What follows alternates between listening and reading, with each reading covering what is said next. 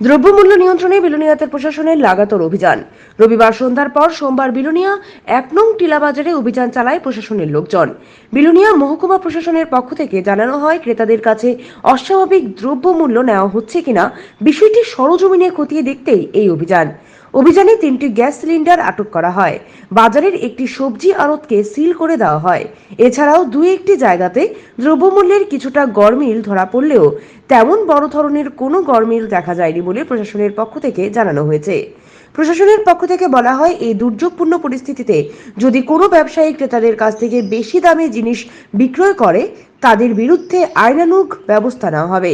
বিশেষ করে চাল, ডাল, আলু, পেঁয়াজ, কাঁচা লঙ্কা, সবজি থেকে শুরু করে বিভিন্ন পণ্য যাতে বেশি দামে বিক্রয় না হয় সেদিকে নজর রাখছে প্রশাসন। আমাদের কাছে কমপ্লেন আসে বিভিন্ন জায়গা থেকে মহকুমা প্রশাসনের কাছে যে কিছু কিছু ছোট ব্যবসায়ী আলু পেঁয়াজের মূল্য খুব বেশি দামে বিক্রি করছেন। সেই ভিত্তিতে আমরা আজকে 1 নং টিলা বাজার বিলোনিয়াতে অভিযানে নামি। অভিযানে আমরা প্রথমে সবজির যে আড়তে পাইকারি যারা বিক্রি করে তাদের দোকানে যাই, করে আমরা খুচরো যারা বিক্রি করে তাদের দোকানে আসি। একটি আড়তে আমরা দেখতে পাই যে তাদের কাছে তারা যে দামে ক্রয় করেছেন আগরতলা থেকে কোনো মেমো আমাদেরকে দেখাতে পারেনি এবং তাদের কথার মধ্যে কিছু অসংলগ্নতা আমরা পাই। আমরা সেই কারণে দোকানটিকে আপাতত বন্ধ করে দিই এবং নির্দেশ দিই যে মহকুমা শাসকের সঙ্গে কাছে দেখা করতে।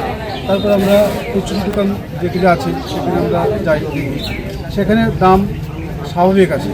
আলু ৩০ টাকা ৪০ টাকা দরে বিক্রি হচ্ছে, পেঁয়াজ ৬০ টাকা দরে বিক্রি হচ্ছে, কাঁচা লঙ্কা ৩০০ টাকা ২০০ টাকা কেজি দরে বিভিন্ন ক্যাটাগরি কাঁচা লঙ্কা আছে বিক্রি হচ্ছে। মার্কেটে রেট স্বাভাবিক আছে, অসুবিধা নেই, জিনিসপত্র পর্যাপ্ত আছে।